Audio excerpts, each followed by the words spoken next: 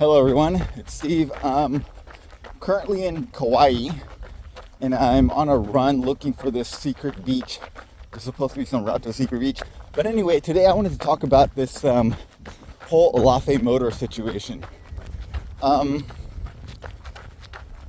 There's many reasons that I believe that they are not doing hub motors and they haven't moved to another hub motor supplier. But people are very upset about this, and I think there's some reason that people are upset. It's because, early on when Aptera announced that they were doing hub motors, a lot of the distractors were like, hub motors are dumb, they're unproven, there's going to be unsprung weight problems, who knows if Alafe can even make them, are they even real, this, that, and the other. And a lot of the supporters spent a lot of time defending the hub motors from the detractors. And then if we have a switch to non-hub motors, it feels a little weird. So I understand that, and I kind of feel that myself. But I don't think that people need to be that upset about it, because I think it really comes down to people are upset about how much transparency there is. And again, I had a video about transparency several months ago, and I don't think you can expect a company to tell you about all the issues that they're having, because there's this balance between being transparent about the issues and also looking good to possible investors. If you tell them about every single issue that shows up, and I'm sure they deal with issues pretty much on a daily basis, if they tell you about all these issues, then that's gonna scare away some investors. I think the smart investors realize that companies are going to deal with issues. They're going to deal with unexpected things that come up and be okay with it. But then there's a lot of people that are going to look at that and say, oh, well, this is not going anywhere, because they have a new issue or 10 new issues every day.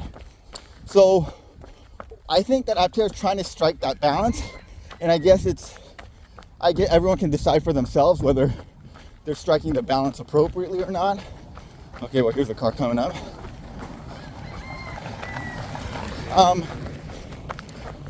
But I think they're doing as good a job as they can. And at the bottom line, if you're a customer or a potential customer, you just decide whether you want the vehicle when the final production vehicle is set. I mean, you've put in $70 or $100, depending on whether you use someone's link like mine in the description below, and then you got $70, or you did it yourself, it's $100. It's totally refundable. And if you don't like what you see at the end, there's no risk to you. You just spent a little money to hold a place in line. Now, if you're an investor, I don't think, as an investor in any other company, that every company tells you every single issue they're dealing with and then walks you through the way that they're dealing with every single issue, or even the major ones. Maybe a few major ones they talk about in once a year at the investor meetings and stuff like that. But they're definitely not telling you, oh, well, we're going with this drivetrain or that drivetrain, and here's the reason why.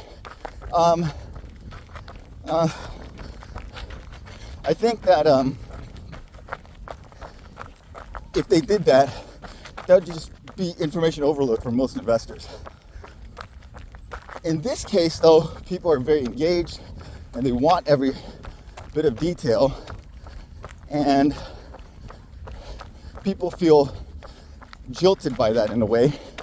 But at the end of the day, whether or not you invest in something really comes down to, do you trust the people making the decisions? Do you trust the leadership of the company? Do you trust that they are smart people, competent people, that they're going to make the right decisions? So if there's a change in drivetrain, I believe this happened months ago, because they have a fully sourced, fully engineered drivetrain already. So it's not like they figured this out a month ago and decided to switch. This is something they did many months ago, because I think they realized there is some issue and they need a backup plan. And when they did that, they didn't want, I think they still had hope that the original plan was going to work. And when they had hope that the original plan was going to work, then they didn't want to release anything because maybe it would still work and people didn't have to be told about every little issue. But I think it's gotten to the point where they realize, yeah, it's not going to work. And okay, this is the gate that I think is supposed to lead you to that secret. So I'm going to go to the right and see if I can find a back way in, because it's locked.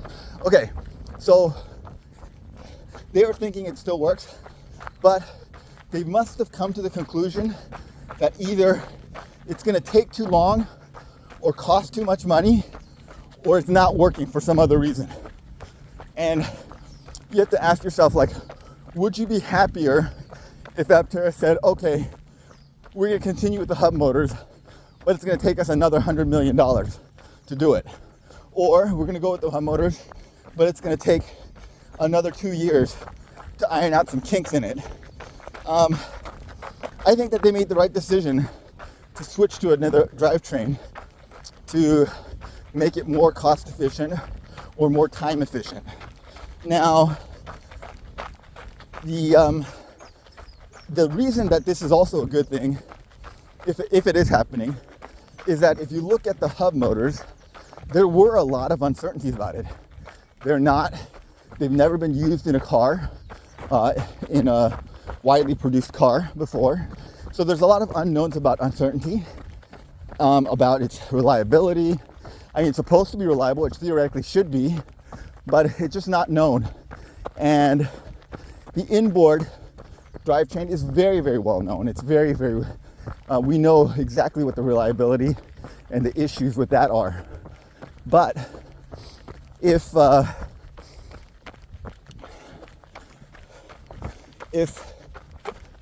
you switch over to inboard motors, then you negate a lot of the concerns about the hub motors, which are the things that the detractors talked about.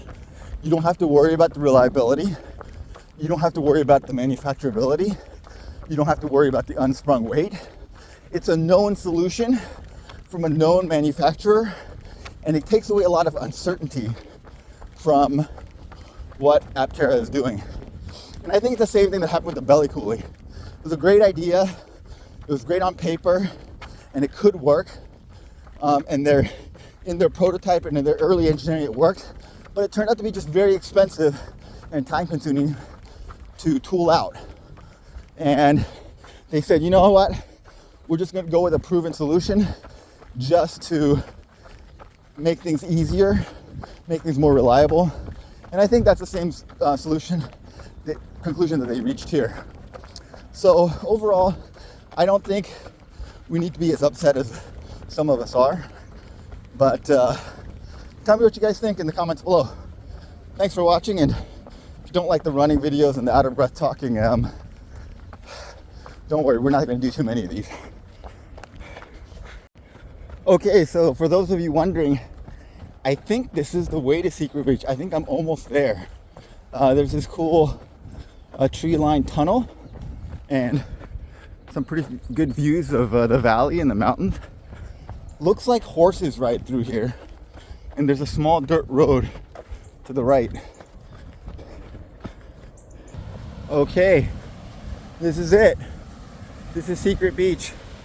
No one else is here. I mean, it is early in the morning,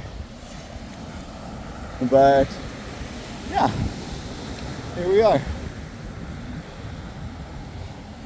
Looks like there was definitely a dog here, but going the opposite direction of this person.